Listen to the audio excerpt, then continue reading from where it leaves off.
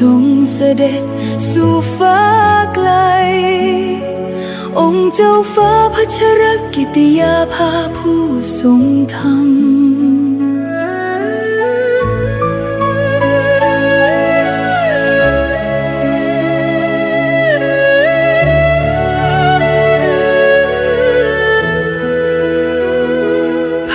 พระองค์ทรงงานไม่เคยท้อทรงถักทอความหวังให้คนไทยโครงการกำลังใจพระตราตรำชุบชีวิตผู้พลังทำให้ฟื้นคืนทรงเมตตาผู้ต้องขังหลังกำแพงจุดใต้แสงแห่งโอกาสส่องสดชื่นพระหัตถ์ยืนโอบอุ้มผู้ขมขื่นทรงหยัดยืนเพื่อสตรีและเด็กไทยนักกฎหมายผู้ยึดมั่นความยุติธรรมทรงน้อมนำพระปรีชาอันยิ่งใหญ่เพื่อปวงชนพ้นทุกสุขเกรียงไกรจารึกไว้ในแผ่นดินไม่เลือนลางพระคุณงามความดีที่ทรงสร้างเป็นแนวทางส่องสว่างไม่จืดจางขอน้อมกราบทรงเสด็จสู่ฟ้ารางสถิตข้ามฝากฟ้าชั่วนิรันดร์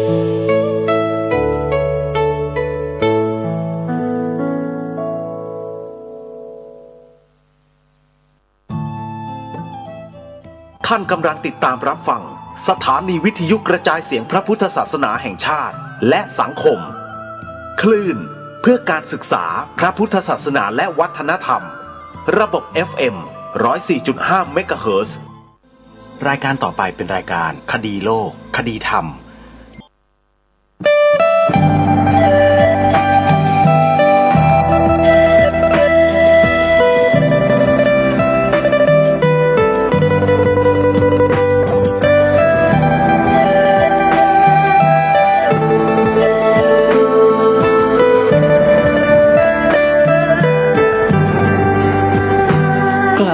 คิดก็ต้องกล้าท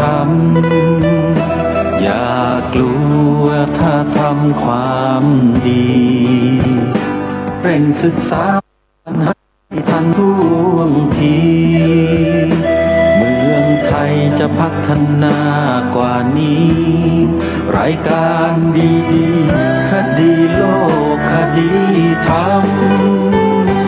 ขอรำพันบรรยายความคิดเครื่องหมายแห่งสีทั้งสามงามถนัดขาวคือบริสุทธิ์สีสวัสดิ์หมายพระไตรรัตน์และธรรมะคุ้มจิตไทยแดงคือโลหิตเราใสซึ่งยอมสละได้เพื่อรักษาชาติศาสนาน้ำเงินคือสีโสภาอันจอมประชาถ้าโปรดเป็นของส่วนองค์จากริ้วเข้าเป็นไตรรงค์จึงเป็นสีธงที่รักแห่งเราชาวไทยทหารอวตารนำไปยงยุทธวิชัยวิชิตก็ชูเกียรติสยามประเทศไทยที่เจริญมั่นคงมาได้จนถึงทุกวันนี้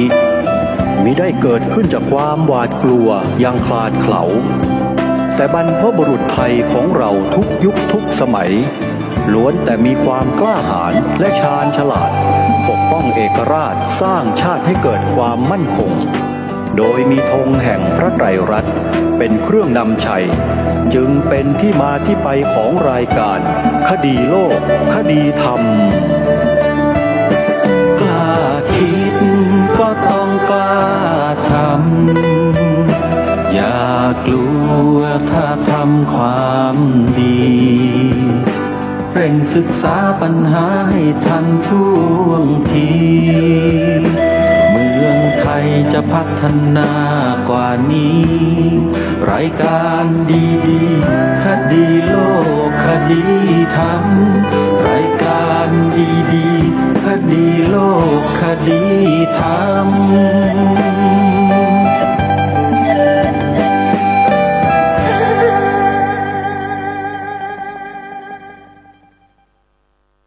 ขอกราบถวายความนอบน้อมแด่พระรัตนตรัยถวายความเคารพพระมหาเถระพระเถรานุเถระทุกท่านขอเจริญสุขญาติโยมสาธุชนที่กำลังติดตามรับฟังรายการจากสถานีวิทยุแห่งนี้ทุกท่านขอนำท่านผู้ฟังเข้าสู่รายการคดีโลกคดี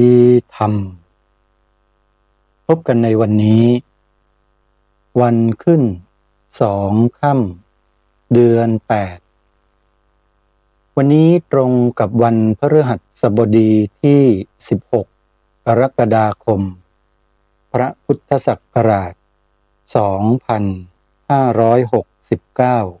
2569รายการคดีโลกคดีธรรม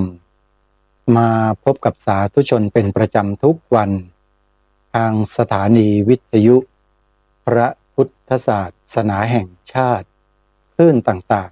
ๆพร้อมด้วยเครือข่ายท่านผู้ฟังสามารถดาวน์โหลดแอปพลิเคชันที่ชื่อว่าวิทยุพุทธศาสนาทั่วไทยเพื่อติดตามรับฟังรายการนี้ได้เป็นประจำทุกวันรายการคดีโลกคดีธรรมนั้นออกอากาศทางสถานีวิทยุภาคปกติหลายสถานีแต่ละสถานีนั้นออกในเวลาที่ต่างกันถ้าเป็นบางสถานีออก 9 นาฬิกาตอนเช้าก็มีบางสถานีออก 10 นาฬิกาก็มี11 นาฬิกา13 นาฬิกา17 นาฬิกาและ1 นาฬิกาหรือตี 1ก็มีสาธุชนสามารถที่จะติดตามรับฟังในเวลาต่างๆได้ผ่านแอปพลิเคชันที่ชื่อว่าวิทยุพุทธศาสนาทั่วไทยกราบขอบพระคุณผู้อำนวยการสถานีวิทยุทุกๆคลื่นไม่ว่าจะเป็นวัดหนองกายวัดฝายหินวัดป่าจริยธรรมวัดศรีอุดมวงศ์วัดบ้านปลาคูนวัดสามชุกวัดอารามมงคลวัดสวนป่าดอนยานางวัดปากทางเจริญเป็นต้นพร้อมด้วยเครือข่ายไม่ว่าจะเป็น Facebook YouTube สามารถติดตามรับฟังได้เพียงท่านพิมพ์ชื่อรายการเพื่อค้นหาในแพลตฟอร์มท่านก็สามารถติดตามรับฟังรายการนี้ย้อนหลังกลับไปได้สาธุชนผู้ฟังทุกท่านวันนี้รายการคดีโลกคดีธรรมมีเรื่องด่วนจะมาแจ้งให้กับพี่น้องชาวจังหวัดเชียงใหม่โดยเฉพาะได้รับทราบคร่าวๆเพราะมันมีเรื่องราวเกิดขึ้นกับชาวพุทธในจังหวัดเชียงใหม่สิ่งที่เกิดขึ้นนั้นเป็นประเด็นที่มีคน หยิบยกขึ้นมา แล้วก็ร้องเรียนไปที่สำนักงานพระพุทธศาสนาจังหวัดเชียงใหม่ส่วนจะเป็นเรื่องใดนั้นเดี๋ยวสักครู่หนึ่งมาติดตามรับฟังพร้อมๆกันจะเป็นเรื่องเท็จจริงอย่างไรไม่ทราบแต่มีเอกสารเป็นหนังสือส่งมาถึงอาตมาภาพซึ่งเป็นสำเนาเป็นไฟล์ภาพส่งมาแต่จะไม่นำเนื้อความทั้งหมดออกอากาศนำแค่เฉพาะสิ่งที่จำเป็นเท่านั้นและหนังสือฉบับนี้มีการประทับตาด้วยว่าลับความลับมันไม่มีในโลกจะไปประทับตาว่าลับหรือลับเฉพาะลับพิเศษโคตรลับยังไงมันก็ไม่มีทางที่จะลับได้หรอกเพราะเนื่องด้วยว่ามนุษย์เรานั้นเป็นผู้สร้างมันขึ้นมาและมนุษย์เรานั้นก็รู้มันเองนั่นแหละมันไม่มีอะไรที่มันจะลับท่านผู้ฟังแต่คนที่ทำหนังสือเล่มนี้ขึ้นมาเนี่ยเขาบอกว่าลับไม่รู้ใครเหมือนกันอาตมาก็ไม่อ่านชื่อแล้วกันโยมแต่จะอ่านเฉพาะเนื้อความสั้นๆที่เกี่ยวกับเรื่องนี้ให้เราฟังกันนี่แหละคือกรณีอีกหนึ่งตัวอย่างที่เกิดขึ้นสดๆร้อนๆในเดือนกรกฎาคมนี้เองนะส่วนจะเป็นเรื่องใดนั้นรอกันสักครู่เดี๋ยวจะแจ้งให้ทราบแล้วก็จะได้ช่วยกันหามาตรการในการป้องกันเพื่อไม่ให้เกิดเป็นปัญหาต่อไปอาตมาภาพนั้นอยู่กับสิ่งเหล่านี้มานานพอสมควรแล้วก็เจอกับกรณีแบบนี้มาหลายครั้งระดับชาติก็เจอมาแล้วอย่างที่เคยพูดให้ฟังหลายๆครั้งก็คือกรณีของการที่คนต่างศาสนาทำหนังสือลับถึงอธิบดีกรมวิชาการเมื่อวันที่2 มีนาคมหรือ4 มีนาคมนี่แหละพระพุทธศักราช 2546 เพื่อขอให้ทางกรมวิชาการนั้นลบข้อความในแบบเรียนวิชาพระพุทธศาสนาออกข้อความหนึ่งลบออกไปเลยอธิบดีกรมวิชาการในสมัยนั้นก็ดำเนินตามเกมของเขาไปด้วยและก็ลบออกไปแล้วญาติโยมนั่นก็คือประโยคที่ว่าพระพุทธศาสนาเป็นศาสนาประจำชาติไทยคนต่างศาสนาคนเดียวแต่มีข้อความที่เขียนรั้งท้ายไว้ว่าผมจะไม่นำเรื่องนี้เข้าสู่ที่ประชุมใหญ่ของคณะกรรมการเพราะไม่ต้องการให้เกิดเป็นปัญหาอะไรต่างๆเหล่านี้เขาพูดลักษณะ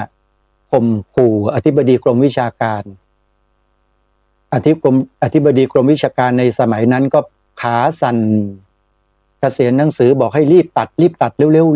วอะไรอย่างเนี้ยนะลักษณะอย่างนั้นนะฮะแต่ไม่ได้เขียนอย่างนั้นหรอกรีบเลยเอางี้แล้วกันรีบทันทีแล้วก็สำเร็จด้วยท่านผู้ฟังจึงเป็นที่มาที่ไปของการรณรงค์ให้พวกเราใช้2 ประโยคนี้กล่าวพูดบอกสอนเด็กเยาวชนนักเรียนนักศึกษาและประชาชนทั่วไปเนี่ยให้จดจำข้อความที่ทางรายการได้หยิบยกมานำเสนอในรายการนี้นี่แหละคือที่มาที่ไปอันหนึ่งเขาเล่นกันแบบนี้นะท่านผู้ฟังเขาใช้อำนาจในทางราชการเป็นไม้เป็นมือเพื่อดำเนินการตามที่เขาต้องการเห็นไหมยังอาตมาก็บอกแล้วบอกอีกว่าข้าราชการที่มีญาติโยมบางท่านบางคนถามอาตมาว่า แล้วทำไมไม่ให้ข้าราชการผู้ที่มีอำนาจมีส่วนเกี่ยวข้องเขาดำเนินการแล้วท่านมาพูดทำไมท่านมาพูดเพื่ออะไรมีบางคนถามอย่างนี้นะถามอาตมาเนี่ยอาตมาก็เลยตอบโยมคนนั้นไปแบบปฏิปุจฉาตอบแบบพระสัมมาสัมพุทธเจ้าคือตอบแบบถามกลับแล้วให้เขาตอบเองโดยตอบกลับยังไงรู้ไหมโยมตอบกลับด้วยปฏิปุจฉาว่าโยมเชื่อไหมว่าตำแหน่งใหญ่ๆโตๆในโลกนี้เขาใช้เงินซื้อกันได้โยมตอบเองอาตมาไม่ตอบคำตอบนั้นแหละคือคำตอบของอาตมาที่โยมถามว่าทำไมไม่ให้พวกข้าราชการเจ้าหน้าที่ที่เกี่ยวข้องเขาดำเนินการล่ะนั่นแหละคือคำตอบอาตมาโยมตอบได้ไหมล่ะที่อาตมาถามกลับไปนั่นน่ะและนั่นแหละคือคำตอบแล้วคุณไปคิดเองล่าสุดนี่ก็รู้เห็นกันอยู่โกงข้อสอบกันข้าราชการท้องถิ่นข่าวออกกันทุกค่ายเลยเป็นที่รู้กันแล้วทำอย่างนี้กันมากี่ปีแล้วท่านคิดไหมว่าทำกันมากี่ปีแล้วคนที่กระทำกันแบบนี้ทุจริตแบบนี้ไปนั่งอยู่ในระบบราชการกันเท่าไหร่แล้วถ้าสมมุติว่าทำกันมาหลายปีแล้วคนที่นั่งอยู่ในระบบราชการนี่ก็มีกันทั่วประเทศเต็มไปหมดเลยใช่หรือไม่ถ้าทำกันมาอย่างนั้นน่ะแล้วเพิ่งจะมาจับได้กันปีเนี้ยท่านผู้ฟังก็ลองคิดดูแล้วกันว่าทำไมศาสนาพุทธในประเทศไทยพระเจ้าพระสงฆ์ในเมืองไทยจึงไม่ค่อยจะได้รับความร่วมมืออะไรจากส่วนราชการเท่าที่ควรวันดีคืนร้ายก็มีคนทำหนังสือมาร้องเรียนพระพุทธศาสนาว่าอย่างนั้นอย่างนี้โดยเฉพาะในครั้งนี้ที่นำข้อมูลมาบอกวันนี้นะเกิดขึ้นที่อำเภอดอยหล่อจังหวัดเชียงใหม่ญาติโยมชาวอำเภอดอยหล่อฟังให้ดีนะไม่มีใครหรอกในพื้นที่ที่เขาจะกล้าพูดเรื่องนี้กันน่ะเดี๋ยวอาตมาจะพูดให้ฟังเพราะข้อมูลถูกส่งมาจากที่ดอยหล่อนั่นแหละอาตมามีข้อมูลอยู่ในมือเป็นหนังสือฉบับหนึ่งประทับที่ข้างบนหนังสือว่าลับอาตมาไม่ให้ลับหรอกของพวกนี้ลับได้ยังไงคุณกระทำอะไรกันแบบลับๆล่อกันในที่ลับๆอย่างนั้นเหรอมันเป็นสิ่งที่ดีงามเมื่อไงทำกันแบบลับๆเนี่ยถ้าแน่จริงก็เปิดเผยกันออกมาบริสุทธิ์ใจสิเมื่อไม่เปิดอาตมาเมื่อได้ข้อมูลมาเดี๋ยวจะเปิดเองรอสักครู่นะทีนี้มาประชาสัมพันธ์ข่าวสั้นๆช่วงนี้ที่วัดศรีอุดมวงศ์อำเภอวังสะพุงจังหวัดเลยพระครูดมวรานุวัตรจัดงานปริวาสกรรมปฏิบัติธรรมบวชเนกขัมมะเริ่มมาตั้งแต่เมื่อวานนี้15 กรกฎาคมแล้วก็จะจัดกิจกรรมไปจนกระทั่งถึงวันที่24 กรกฎาคมรวมเวลา10 วันญาติโ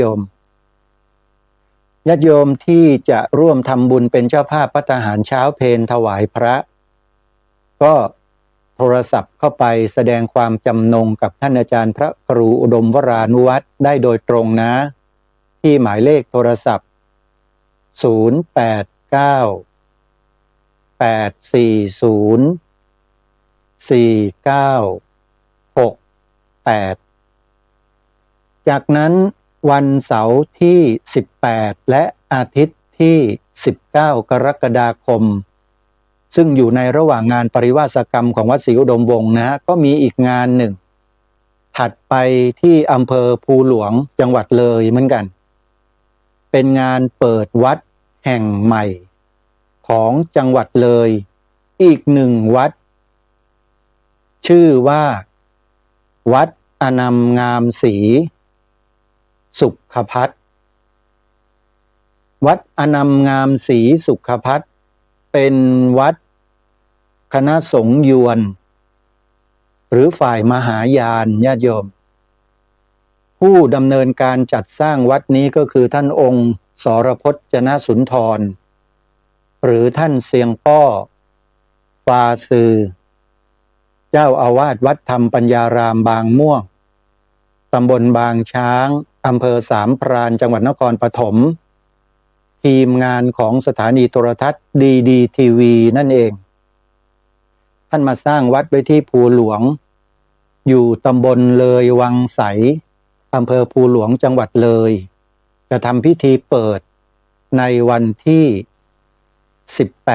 18-19 กรกฎาคมเสาร์อาทิตย์ที่จะถึงนี้แล้วอีก2 วันนี้เองโยม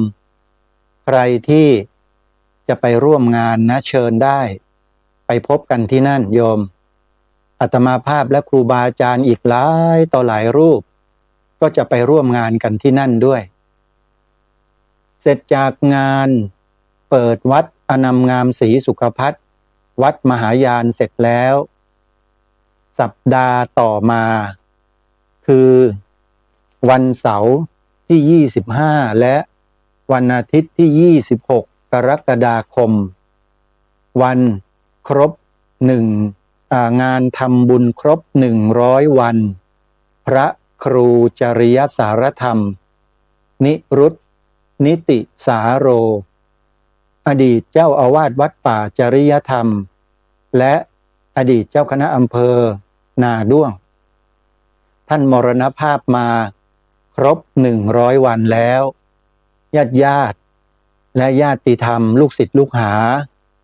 ก็จะได้ทำบุญอุทิศถวายแด่ท่านในวันครบรอบ100 วัน25-26 กรกฎาคมนี้โยมที่วัดป่าจริยธรรมอำเภอนาด้วงจังหวัดเลยนะรายละเอียดต่างๆหรือใครที่จะร่วมทำบุญเพื่อสมทบเป็นกองทุนจัดกิจกรรมทำบุญอุทิศถวายแด่พระครูจริยสารธรรมให้โทรศัพท์แสดงความจำนงกับน้องชายของท่านพระครูได้เลยคือคุณเกรียงไกรที่หมายเลขโทรศัพท์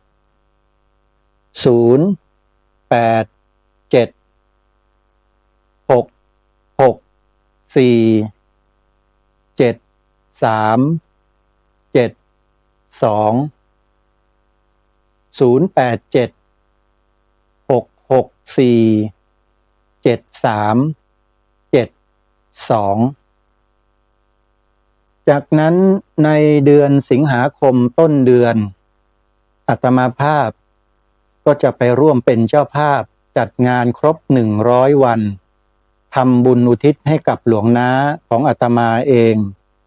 ที่จังหวัดฉะเชิงเทราพระครูสมุวิทยากิติยาโนอดีตเจ้าสำนักสงฆ์ศรีกาญจนารามตำบลคลองตะเกราอำเภอท่าตะเกียบจังหวัดฉะเชิงเทราในวันอาทิตย์ที่2 สิงหาคมพระพุทธศักราช2569นี้เรียกว่า2-3 สัปดาห์นี้อาตมาภาพมีงานทุกสัปดาห์เลยญาติโยมจะต้องไปร่วมไปจัดไปทำกับครูบาอาจารย์ทั้งหลายเหล่านั้นแล้วก็งานของตนเองในวันที่2 สิงหาคมด้วยหลวงน้าเป็นน้องชายของโยมมารดาของอาตมานะอยู่ตั้งแต่อาตมารู้จักตั้งแต่ตัวเล็กๆเลยอาตมาเนี่ยหลวงน้าก็ไปมาหาสู่เป็นประจำแล้วก็ร่วมกิจกรรมช่วยเหลืองานการทอดผ้าป่าทอดกฐินหลวงน้าก็คอยช่วยสวนป่าสามัคคีธรรมหลวงน้าก็ไปมาแล้วแล้วก็ได้มีโอกาสทำบุญทอดผ้าป่าสร้างศาลาปฏิบัติธรรมด้วยศาลาตอนนี้ก็ยังไม่เสร็จญาติโยมใครที่จะร่วมเป็นเจ้าภาพจัดสร้างก็ขอเชิญได้นะโยมนะอาตมายังรอญาติโยมอยู่เสมอเพราะจะต้องหาปัจจัยเนี่ยไปใช้จ่ายค่าวัสดุที่ยังคงเหลืออยู่ยังใช้ไม่หมดเลยและเดี๋ยวจะจัดงานทอดผ้าป่ากันสักครั้งหนึ่งในช่วงฤดูหนาวนี่แหละโยมที่ ที่จะถึงปลายปีเนี้ยแต่ว่ายังไม่ได้กำหนดวันเท่านั้นเองเกริ่นให้ท่านทั้งหลายได้ทราบกันไว้ในเบื้องต้นกันก่อนนะโยมนะแต่ถ้าใครจะร่วมสมทบเป็นกองทุนตามกำลังศรัทธาสร้างศาลาปฏิบัติธรรมที่สวนป่าสามัคคีธรรมตำบลบ้านผืออำเภอจอมพระจังหวัดสุรินทร์ให้กับอาตมาภาพก็ยินดีญาติโยมจดหมายเลขบัญชีธนาคารไว้นิดนึงเผื่อว่าขออภัยญาติโยมจะรีบทำบุญก็โอนปัจจัยเข้ามาได้เลยพร้อมด้วยเบอร์พร้อมเพย์ก็สามารถโอนได้ทางพร้อมเพย์นะเป็นเบอร์โทรศัพท์ของอาตมาเองใช้โทรก็ได้ใช้โทรศัพท์แล้วก็ใช้โอนปัจจัยมาทางพร้อมเพย์ก็ได้สำหรับเบอร์บัญชีก็คือธนาคารไทยพาณิชย์หมายเลขบัญชี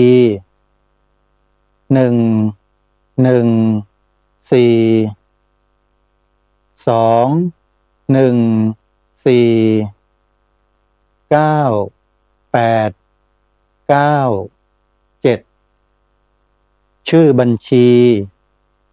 พระปลัดณรงค์ฤทธิ์ถ้าโอนทางพร้อมเพย์โอนมาได้ที่หมายเลข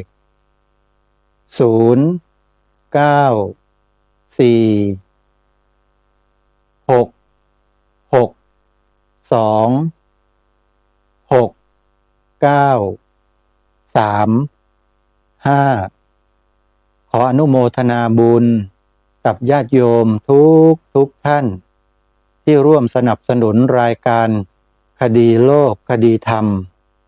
สวนป่าสามัคคีธรรมที่อาตมาภาพเป็นเจ้าของโดยสมมุติพออาตมาละจากโลกนี้ไปแล้วก็ตกเป็นของคนอื่นก็ไปสิ่งเหล่านี้โยม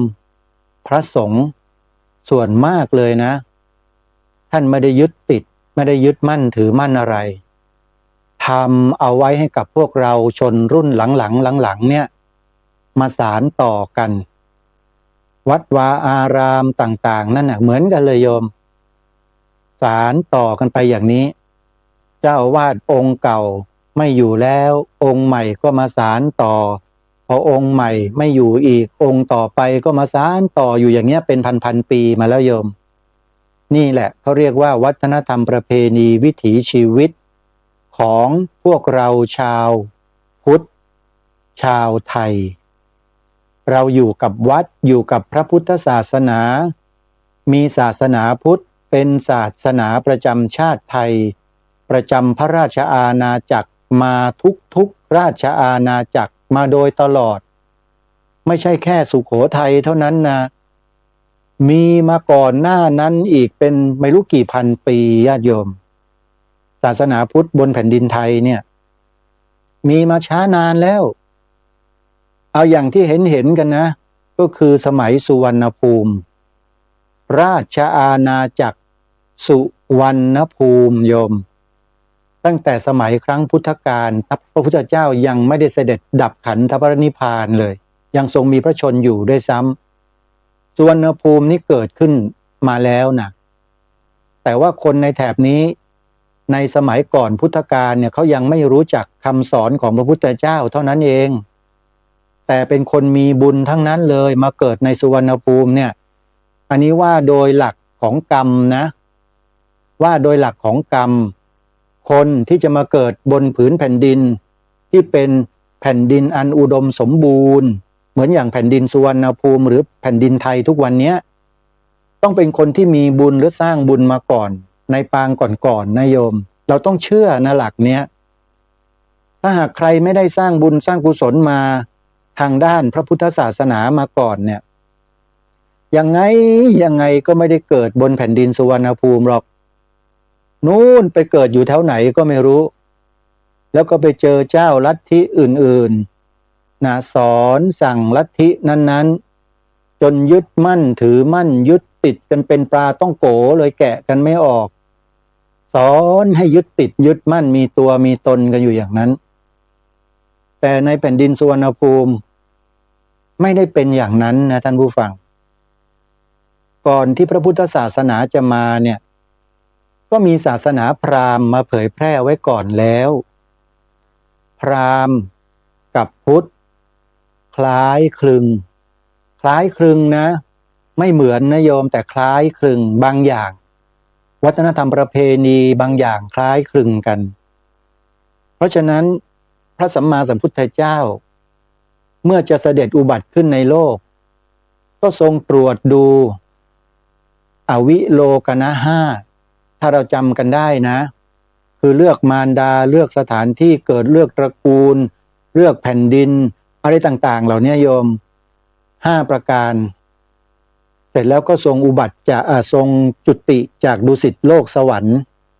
นะพระบรมมหาโพธิสัตว์จุติแปลว่าเคลื่อนถ้าภาษาเราพูดก็คือตายจากดุสิต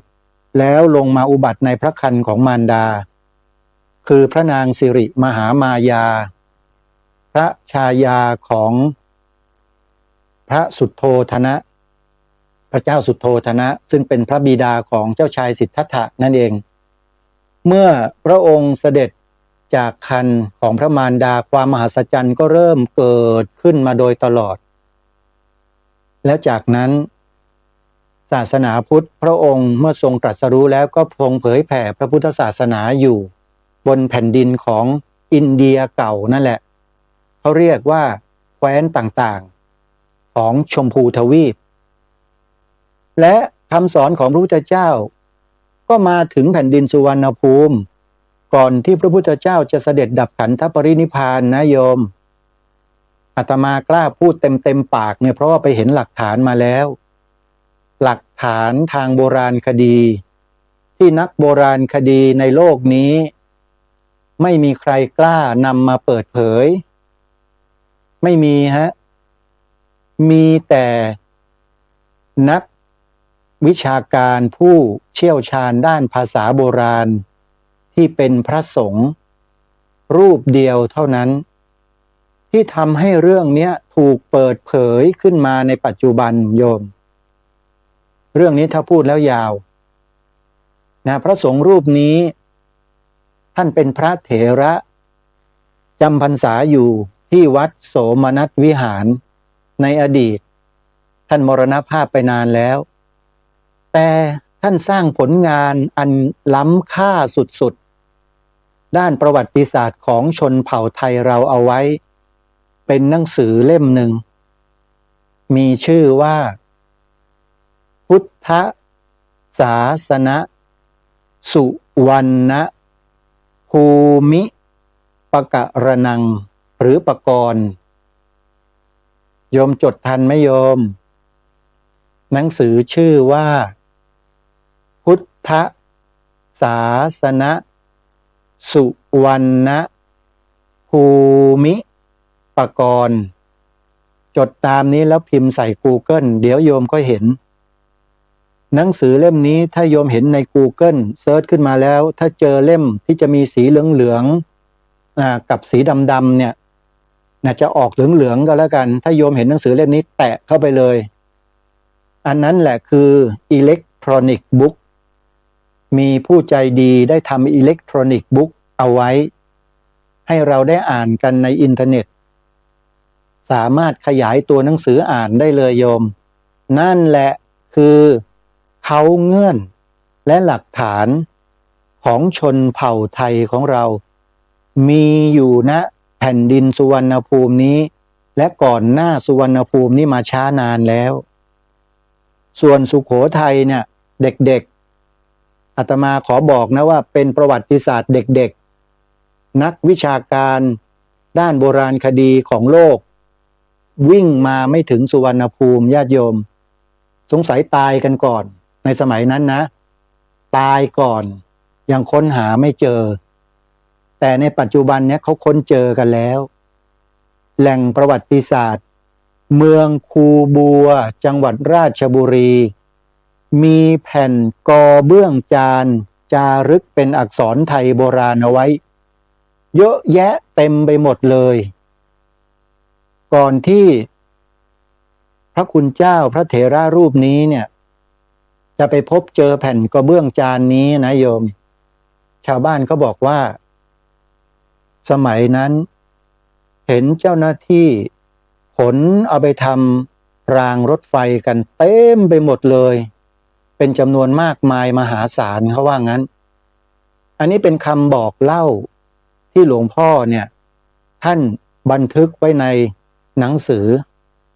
โดยเฉพาะในบทคำนำซึ่งมีอยู่ตั้ง6 บทที่ท่านเขียนเอาไว้ในตำราเนี่ยอาตมานี่เคยนำมาอ่านออกอากาศรายการคดีโลกคดีธรรมไปแล้วถ้าใครสนใจก็ลองย้อนไปฟังรายการอาตมาใน YouTube ก็ได้ย้อนเปิดไปฟังดูเถอะโยมเดี๋ยวก็เจอนะปีที่แล้วหรือปีก่อนนั่นแหละโยมย้อนไปเถอะนะเดี๋ยวก็เจอโดยเฉพาะในช่องที่ได้เผยแพร่ก็คือช่อง YouTube ที่มีชื่อว่าวัดฝายหินเนี่ยโยมดูได้เลยเปิดเข้าไปดูย้อนหลังได้เลยอาตมาเคยมาพูดอ่านออกอากาศและบันทึกลง YouTube โดยวัดฝายหินเอาไว้นะลองไปตามดูแต่ถ้าใครสนใจจะอ่านด้วยตัวเองก็อย่างที่บอกเข้าไป Google แล้วพิมพ์ชื่อหนังสือพุทธศาสนสุวรรณภูมิปกรณ์ติดกันหมดเลยนะตัวหนังสือติดกันหมดแล้วก็กดค้นหาหนังสือเล่มนี้จะขึ้นมาเห็นสีเหลืองๆปกเหลืองมีสีเหลืองเมื่อไหร่โยมแตะเข้าไปเลยนะแล้วจะอ่านแล้วเราจะได้อ่านบทความอย่างเต็มเลยบริบูรณ์อยู่ในนั้นโยมแม่อาจารย์นันทพรโยมกดเข้าไปอ่านได้เลยแล้วจะทราบซึ้งถึงประวัติศาสตร์ของชาติบ้านเมืองของชนเผ่าไทยของเราแท้ๆนี่อยู่ที่นี่ไม่ได้ไปไหนและไม่ได้ลงมาจากที่ไหนทั้งนั้นนักประวัติศาสตร์ที่เขาเขียนตำรับตำราเชื่อพวกฝรั่งตาน้ำข้าวที่เขียนประวัติศาสตร์ให้เนี่ยแล้วเอามาทำเป็นตำราเรียนให้เราเรียนกันมาโดยตลอดเนี่ยแท้ที่จริงแล้วไม่ใช่ฮะคนไทยแท้ๆไม่ได้มาจากที่ไหนเป็นเจ้าของผืนแผ่นดินนี้มาแต่โบราณนานการเป็นหมื่นปีมาแล้วโยมไม่ได้พูดเองนะในตำราเล่มนี้พระเดชพระคุณหลวงพ่อเจ้าคุณพระราชกวีอ่ำในสมัยนั้นนะครับแต่ว่าสมณศักดิ์สุดท้ายท่านเนี่ยเป็นชั้นธรรมนะเป็นชั้นธรรมสมัยที่ท่านสืบค้นหาหลักฐานเหล่านี้มาแปลเป็นภาษาไทยแล้วก็พิมพ์เป็นรูปเล่มหนังสือให้เราอ่านจนถึงวันนี้เนี่ยท่านดำรงสมณศักดิ์ที่พระราชกวีอัมธรรมทัตโตวัดโสมนัสวิหารพระเดชพระคุณท่านมีบุญคุณต่อพวกเราชาวไทยล้นเหลือมากขอให้เราไปหาอ่านกันนะโยมอย่างที่ได้บอกไปตัวหนังสือเป็นเล่มเนี่ยคงหายากอาตมาไปถามที่มูลนิธิมหามกุฏราชวิทยาลัยวัดบวรซึ่งเป็นแหล่งรวบรวมหนังสือธรรมะที่ใหญ่ที่สุดในประเทศไทยนะหาไม่เจอทางร้านเขาบอกว่าไม่มีเมื่อไม่มีก็ต้องบอกกับญาติโยมว่ามีที่เดียวหนังสือเนี่ยถ้าจะไปหาซื้อนะวัดโสมนัสวิหารโยมไปหาที่คณะหนึ่งนะโยมวัดโสมนัสเพราะว่าแหล่งที่เก็บรวบรวมข้อมูลหนังสือเหล่านี้อยู่ที่นั่นนะไปสอบถามดูนะอันนี้แจ้งบอกกันแล้วนะใครสนใจก็ไปตามศึกษาเรียนรู้ไปดูกันนะท่านผู้ฟังเพราะฉะนั้นเรื่องของคนที่เข้าไปทำหน้าที่แล้วละเลยหน้าที่ของตัวเองในการที่จะปกป้องรักษาความเป็นไทยความเป็นชาติของตัวเองเนี่ยคนพวกนี้อาตมายังสงสัยอยู่ว่าไปโกงข้อสอบเข้ามากันหรือเปล่าสงสัยเฉยๆนะโยมมีสิทธิ์สงสัยได้เพราะพฤติกรรมที่ทำเนี่ยมันน่าสงสัย คนต่างศาสนาคนเดียวทำหนังสือมาร้องเรียนเท่านั้นแหละวิ่งกุลีกุจอให้ลูกน้องตัดคำว่าพระพุทธศาสนาเป็นศาสนาประจำชาติไทยออกจากตำราเรียนวิชาพระพุทธศาสนาดื้อๆเลยดูสิเนี่ยแล้วจะไม่ให้เราสงสัยได้ยังไงใช่ไหมท่านผู้ฟังไม่ให้เราสงสัยได้ยังไงว่าคุณมาเป็นข้าราชการนี่โกงข้อสอบมาหรือเปล่าหรือคุณอาศัยเส้นในการเข้ามาทำหน้าที่หรือไม่เราสงสัยไงทำไมคุณไปตัดข้อความสำคัญนี้ของชาติบ้านเมืองออกจากตำราเรียนในโรงเรียนของเด็กนักเรียนทั่วราชอาณาจักรได้คุณทำได้ยังไงเราก็เลยสงสัยแล้วก็สงสัยมาโดยตลอดแต่ปัจจุบันนี้เลิกสงสัยแล้วเพราะได้ข้อมูลมาแล้วตรงกันกับที่อปพสเขานำเสนออยู่นั่นแหละถ้าอยากจะรู้เรื่องนี้ก็อปพสถามได้ทุกเรื่องที่รายการคดีโลกคดีธรรมพูดนะโยมนะแล้วก็อีกเรื่องหนึ่งที่ได้ค้างไว้แต่ตอนต้นรายการที่จะแจ้งจะบอกกับญาติโยมเป็นเรื่องลักษณะเดียวกันกับที่คนต่างศาสนาทำหนังสือถึงอธิบดีกรมวิชาการให้ตัดคำว่าพระพุทธศาสนาเป็นศาสนาประจำชาติไทยออกจากตำราเรียนวิชาพระพุทธศาสนาของเราลักษณะคล้ายกันเลยเผลอๆเนี่ยอาจจะมาในแหล่งที่เดียวกันหรือเปล่าก็ไม่ทราบนะฮะหัวหนังสือข้างบนประทับตาสีแดงไว้เลยบอกว่าลับแล้วก็มีตัวหนังสือในกรอบสี่เหลี่ยมบอกชื่อถึงหน่วยงานตั้งอยู่ในจังหวัดเชียงใหม่เป็นศูนย์อะไรสักแห่งหนึ่งนี่แหละนะฮะประทับตราแล้วก็ทำหนังสือถึงใครเรียนผู้อำนวยการสำนักงานพระพุทธศาสนาจังหวัดเชียงใหม่นายอำเภอดอยหล่อและรองอธิการบดีมหาวิทยาลัยการกีฬาแห่งชาติประจำวิทยาเขตเชียงใหม่หนังสือฉบับนี้ประทับตาว่าลับและทำถึงท่านเหล่านี้เรื่องขอให้ตรวจสอบโครงการก่อสร้างพุทธมณฑล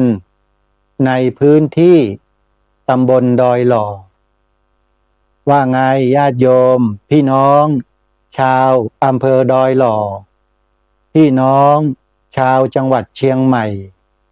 คงจะมีกิจกรรมให้เราทำกันอีกแล้วเนี่ยอาตมาว่า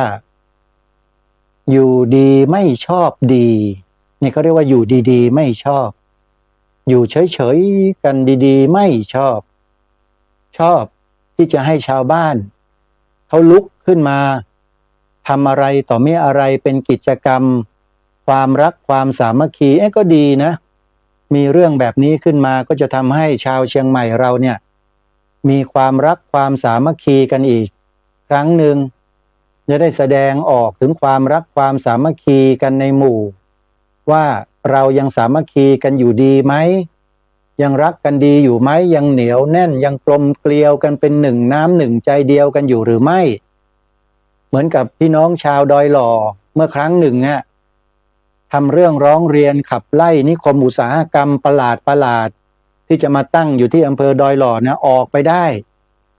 นี่จะมาเล่นพุทธมณฑลของเราเนี่ยดูดิสงสัยจะแก้แค้นกันหรือเปล่าอันนี้สงสัยเฉยๆนะฮะไม่ใช่กล่าวหานะโยมไม่รู้จะเป็นอย่างนั้นหรือไม่ก็ต้องบอกกับญาติโยมเอาไว้นะว่ามันมีเรื่องนี้ขึ้นมาร้องเรียนให้ตรวจสอบ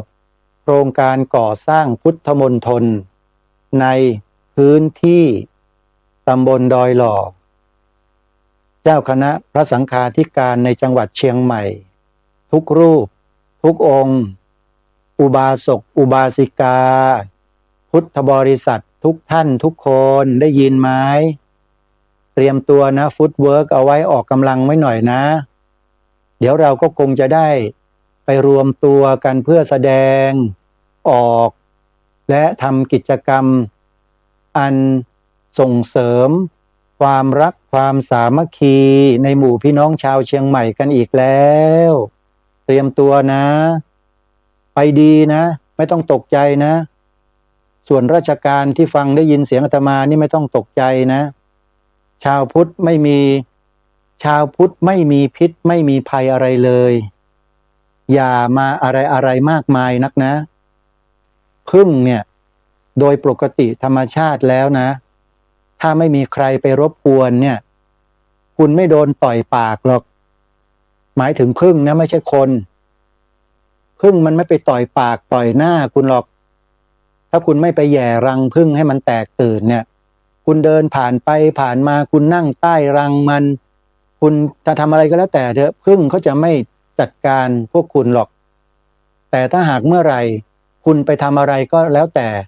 ทำให้รังผึ้งรวงผึ้งเนี่ยมีการกระทบกระเทือนนิดเดียวเท่านั้นแหละทั้งรังยกขโยงมาต่อยคุณตายเลยก็เป็นไปได้นะอย่าเล่นกับผึ้งนะไอ้พวกเราเนี่ยชาวพุทธเนี่ยอุปมาเหมือนกับผึ้งนี่แหละโยมยามปกติเราก็ไปทำหน้าที่เก็บดูดเกสรอันมีคุณค่านะมาเก็บไว้ในรวงในรังในที่นี้ก็คือในสังคมหมู่บ้านตำบลอำเภอจังหวัดเชียงใหม่แล้วก็ทำหน้าที่ปกติทีนี้พุทธมณฑลเนี่ยมันเป็นจุดศูนย์รวมจิตใจของชาวพุทธในจังหวัดเชียงใหม่ทั้งหมดทีนี้มันมีคนมาแย่พุทธมณฑลของพี่น้องชาวจังหวัดเชียงใหม่แล้วเนี่ยจะทำยังไงกันดีท่านอาจารย์พระครูสมุวิสุวัตรไม่ต้องสะดุ้งนะครับผมเอ่ยชื่อท่านไม่ต้องกลัวท่านไม่มีอะไรหรอกหนังสือฉบับเดียวฮะผมเจอมาเยอะผมไปนั่งประชุมในคณะอนุกรรมาธิการการศาสนาศิลปะและวัฒนธรรมทั้งของสภาผู้แทนราษฎรแล้วก็วุฒิสภาบ่อยผมเข้าไปเจอบ่อยฮะเขาเรียกพวกเนี้ยเข้าไปนั่งคุยกันในคณะอนุกรรมาธิการบ้างในคณะกรรมาธิการบ้างเป็นเรื่องปกติครับเดี๋ยวเรื่องนี้ก็ต้องเข้าคณะกรรมาธิการเชื่อผมไหมเดี๋ยวค่อยดูสินะอันนี้นี่คือการทำหน้าที่อีกประการหนึ่งของประชาชนคนไทยโดยเฉพาะหน้าที่ในการพิทักษ์รักษาไว้ซึ่งชาติพระพุทธศาสนาพระมหากษัตริย์พุทธมณฑลคือจุดศูนย์รวมจิตใจของชาวพุทธทุกจังหวัดทั่วราชอาณาจักรขออภัยถ้าหากว่ามีปัญหาหรือใครมีปัญหาเนี่ยไปฟ้องไปร้องไปอะไรก็แล้วแต่ชาวพุทธ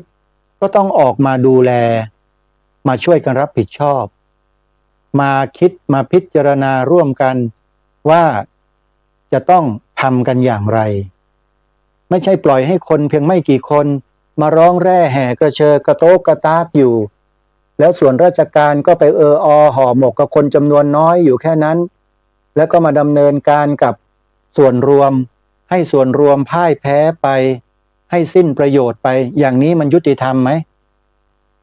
เห็นได้ข่าวว่าหนังสือฉบับนี้จะให้มีการทำประชาพิจารณ์ด้วยซ้ำไปว่าจะให้สร้างพุทธมณฑลต่อไปไหมเข้าใจนะเข้าใจพูดเข้าใจแสดงออกเข้าใจตั้งคำถามเข้าใจทำ Public Hearing ประชาพิจารณ์แม่ถ้าทำเรื่องอื่นเนี่ยอาตมาจะไม่พูดเลยนะเนี่ยท่านผู้ฟังทำเรื่องนี้มันเป็นเรื่องสำคัญจุดศูนย์รวมจิตใจของชาวเชียงใหม่แล้วก็มาเขย่ารังของผึ้งของแตนแบบนี้เนี่ยระวังนะเดี๋ยวจะหาว่าไม่เตือนผึ้งกับแตนเนี่ยมันต่อยแล้วมันเจ็บนะแล้วถ้ามันต่อยทั้งรังเนี่ยมันไม่ใช่เจ็บอย่างเดียวนะมันตายเลยนะก็ทางที่ดีอย่ามาแย่ดีกว่าไหมอันนี้เสนอเฉยๆฮะเสนอเฉยๆนะหยุดแย่เถอะอย่ามาแย่เลยไม่ได้มีประโยชน์อะไรเลยเนี่ยหรือว่าใครเกิดความเสียหายก็ลองไปตรวจสอบดูซิว่า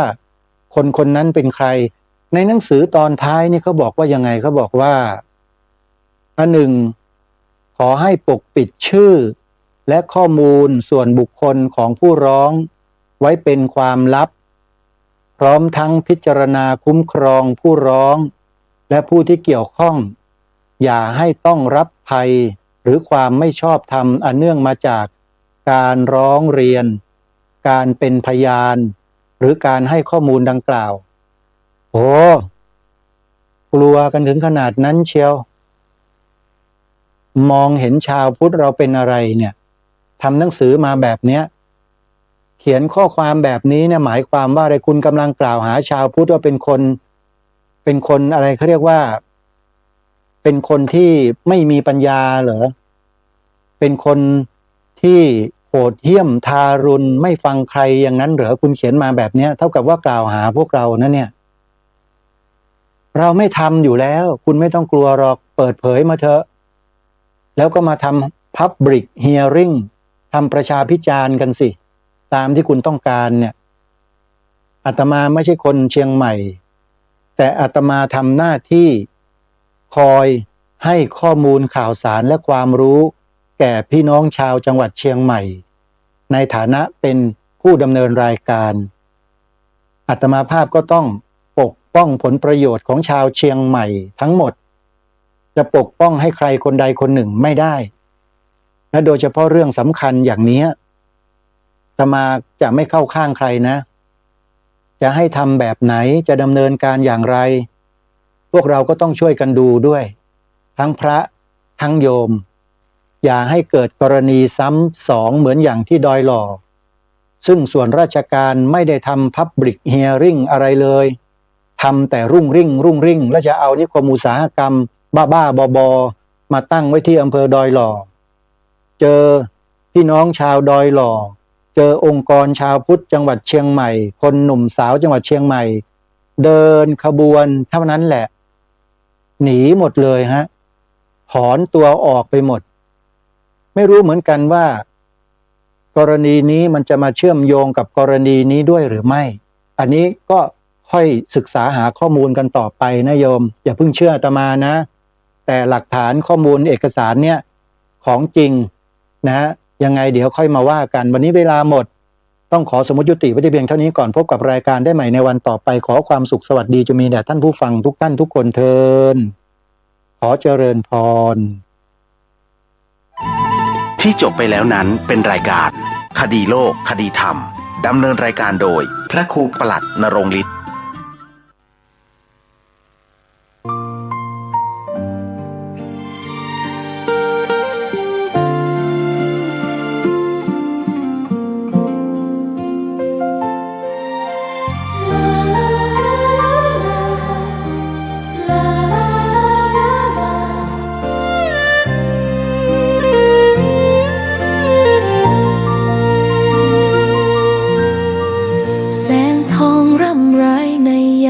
อุตสายังเห็นพระเมตตาอยู่ทุกแห่งหนน้ำพระทัยฉโลมใจคนทั่วพื้นแผ่นดินยังอบอุ่นรอยยิ้มพระพักตร์ยังส่องแสในดวงใจไทยไม่ลืมเสียงสายลมแผ่วเบาเหมือนเอ่ยคำปลอบว่าพระองค์ยังอยู่ใกล้ขอกราบแทบบาทด้วยรักนิรันดร์น้ำตาหลั่งพลันจากใจคนไทยแม้เสด็จสู่ฟ้าไกลแต่พระหฤทัยอยู่ในแผ่นดินนี้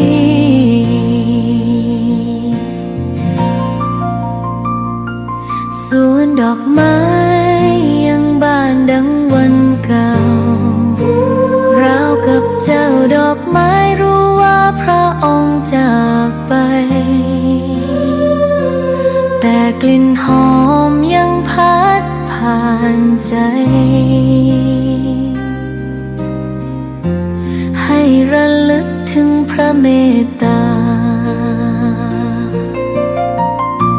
แผ่นดินนี้ยังส่องสว่างด้วยพระคุณอันยิ่งใหญ่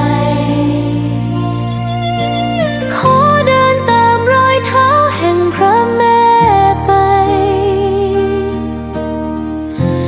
ด้วยศรัทธาไม่เสื่อมคลายขอกราบแทบบาทด้วยรักนิรันดร์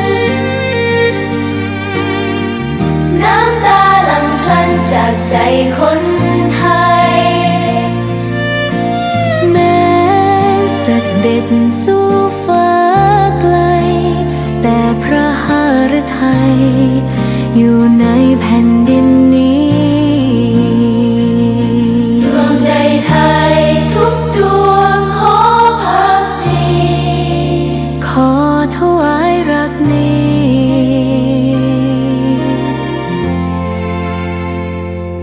นิรันดร์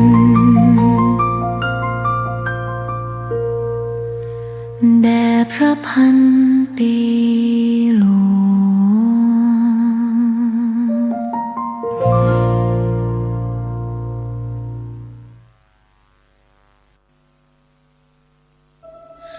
หยาดน้ำตาหลั่งรินท่วมแผ่นดินเมื่อได้ยินข่าวเศร้าวิปโยคใหญ่น้อมดวงจิตทรงเสด็จสู่ฟ้าไกลองค์เจ้าฟ้าพัชรกิติยาภาผู้ทรงธรรม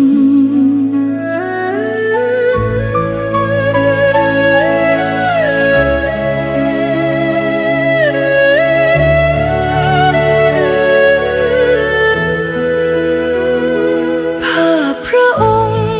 ทรงงานไม่เคยท้อทรงถักทอความหวังให้คนไทยโครงการกำลังใจพระตราตรำชุบชีวิตผู้พลังทำให้ฟื้นคืนทรงเมตตาผู้ต้องขังจุดใต้แสงแห่งโอกาสส่องสดชื่นพระหัตถ์ยืนโอบอุ้มผู้ขมขื่นทรงหยัดยืนเพื่อสตรีและเด็กไทยนักกฎหมายผู้ยึดมั่นความยุติธรรมทรงน้อมนำพระปรีชาอันยิ่งใหญ่เพื่อปวงชนพ้นทุกสุขเกรียงไกรจารึกไว้ในแผ่นดิน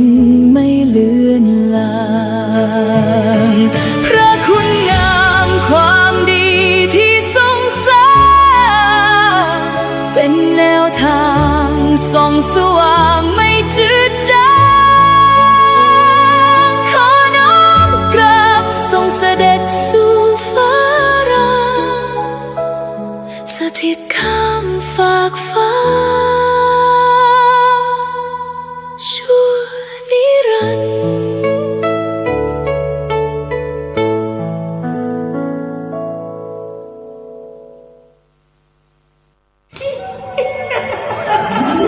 กระจกวิเศษจงบอกข้าเถิดใครงามเลิศในปัทภีก็พระนางน่ะสิราชินีผู้เลอโฉม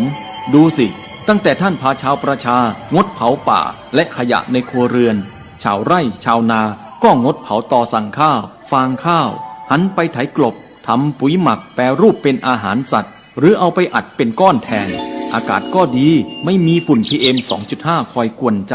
หน้าตาท่านก็สดใสผิวพรรณผุดผ่องเป็นที่สุดพะยะค่ะ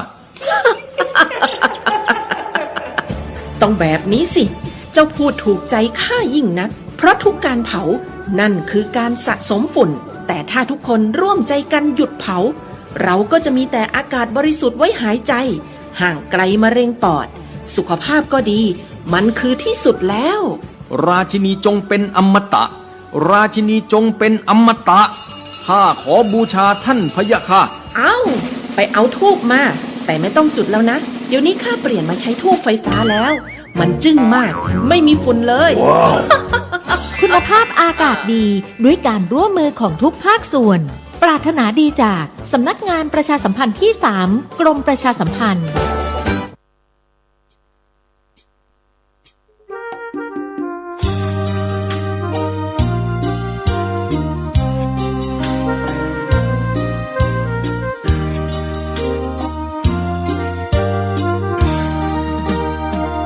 กราบเท้าคุณพ่อลูกขอให้หยุดดื่มเหล้าอย่ามัวแต่เมาดื่มเหล้าเล่นการพนันคนเขาดูถูกว่าพ่อขี้เกียจทำงานชาวบ้านรังเกียจเดียดฉันต่างประจานคุณพ่อสิ้นดีสงสารคุณแม่ลำบากแท้หาเงินมาให้ได้มาเท่าใดก็ใช้จนหมดไม่มีขัดสนจนยากลำบากคนแค้นเต็มทีอนาคตของลูกริบหรี่ความหวังที่มีมืดมนพ่อดื่มสุราเหมือนกินน้ำตาของแม่พ่อจ๋าฐานะเราแย่หากไม่แก้ความจนแม่เตือนพ่อด่าตบตีแม่เสียจนชอกช้ำระกำมองมนซ้ำถูกคนเขานินทา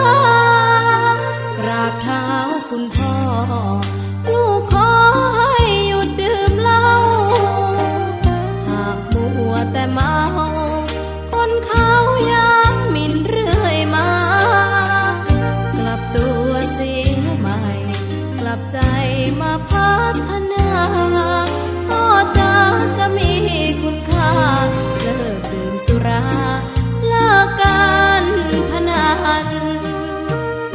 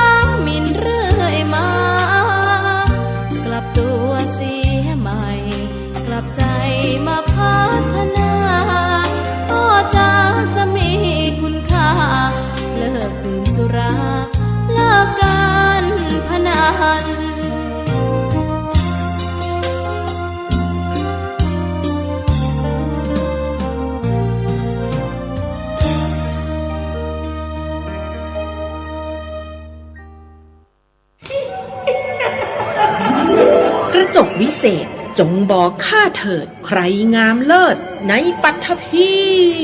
ก็พระนางน่ะสิ ราชินีผู้เลอโฉม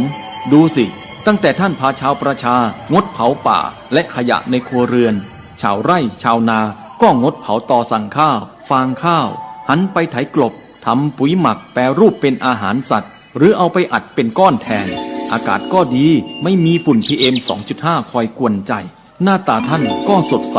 ผิวพรรณผุดผ่อง เป็นที่สุดพะยะค่ะ ต้องแบบนี้สิ เจ้าพูดถูกใจข้ายิ่งนัก เพราะทุกการเผานั่นคือการสะสมฝุ่น แต่ถ้าทุกคนร่วมใจกันหยุดเผา เราก็จะมีแต่อากาศบริสุทธิ์ไว้หายใจ ห่างไกลมะเร็งปอด สุขภาพก็ดี มันคือที่สุดแล้ว ราชินีจงเป็นอมตะ ราชินีจงเป็นอมตะ ข้าขอบูชาท่านพะยะค่ะ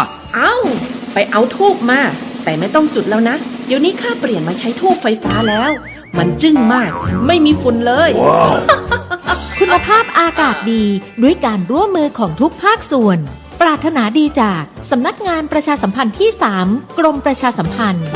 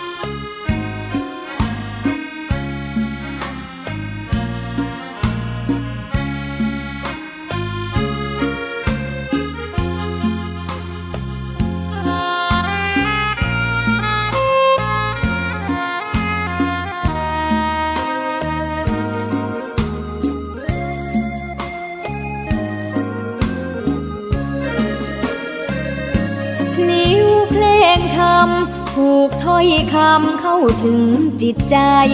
ฟังรายการวิทยุเสียงใสส่งถึงใจ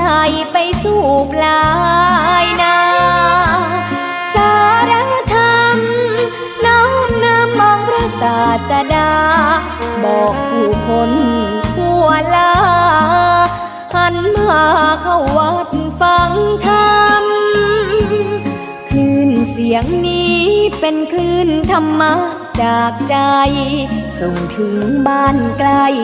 บ้านไกล ฟังได้สุขใจล้ำยามดึกดื่นค่ำคืนมีงานต้องทำเป็นคลื่นสารธรรม เน้นย้ำธรรมะเพื่อนใจ เสียงคลื่นธรรมบอกหลักธรรมให้คลายความเหงา ฟังเสียงธรรมะเบาเบาบอกเล่าถึงคนบ้านไกล สื่อธรรมะบอกลดละระหว่างด้วยใจ สื่อไปถึงสวงใน เข้าใจหลักธรรมหลักดีพลิ้วเพลงธรรมถูกสัมพันธ์จิตใจร่าเริง ฟังสาระธรรมะบันเทิง รื่นเริงในชีวิตยามวันว่างเดินทางไปเยี่ยมสถานีนัดพบกันน้องพี่ วันนี้วันดีวันเสาร์สวดมนต์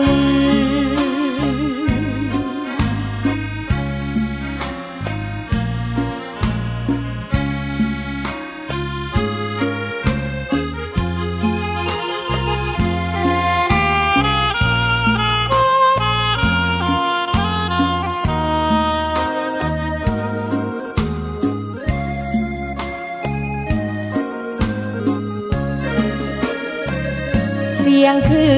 นธรรมบอกหลักธรรมให้คลายความเหงา ฟังเสียงธรรมะเบาเบาบอกเล่าถึงคนบ้านไกล สื่อธรรมะบอกลดละระหว่างด้วยใจ สื่อไปถึงสวงใน เข้าใจหลักธรรมหลักดี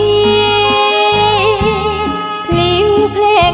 ำผูกสัมพันธ์จิตใจร่าเริงฟังสาระธรรมะบันเทิงรื่นเริงในชีวิตยามวันว่างเดินทางไปเยี่ยมสถานีนัดพบกันน้องพี่วันนี้วันดีวันเสาร์สวดมนต์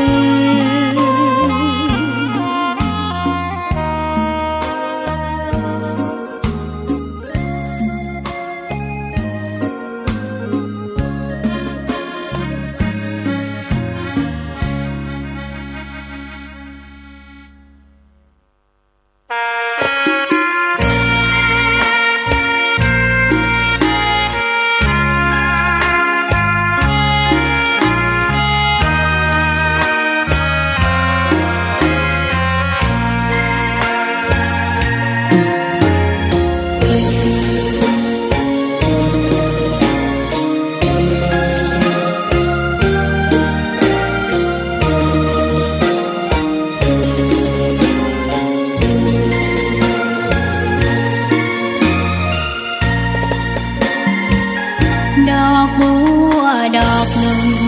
พึงใจไว้เพื่อบูชาแด่องค์พระศาสดาสัมมาสัมพุทธเจ้ามีความงามเงียบไม่เปรียบเทียบเขาเทียบเราใครมองไม่งามช่างเขาแต่เจ้าก็คือดอกบัวด้วยความสัตย์ซื่อยึดถือความดีเป็นหลักใครรักไม่รักก็ไม่จมปลักมองมัวเมื่อโผล่พ้นน้ำก็เห็นความงามในตัวไม่ยึดติดในตมชั่วขอเป็นดอกบัวดอกเดียวใคร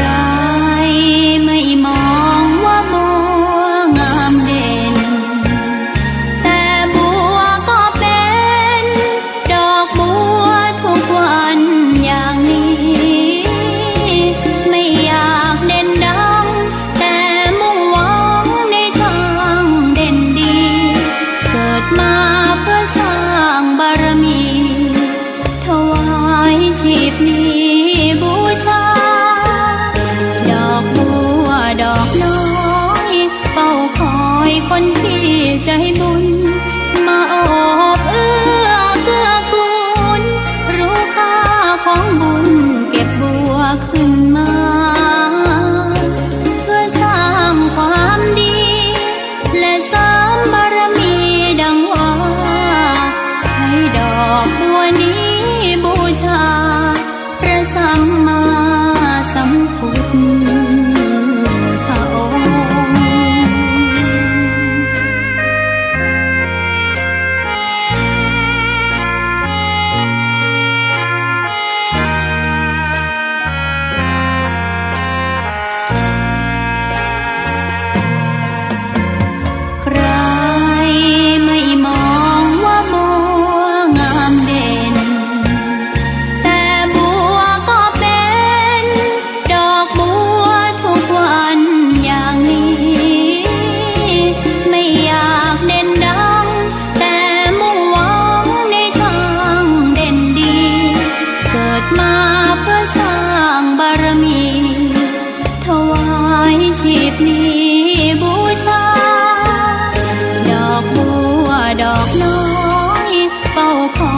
คนที่ใจบุญ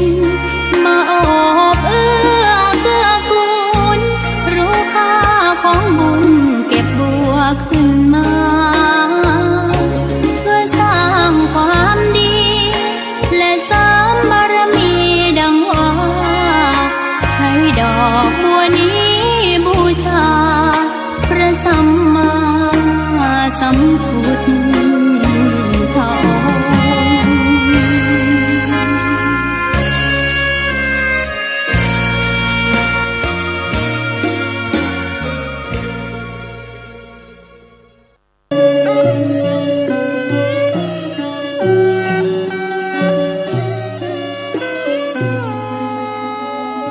Thank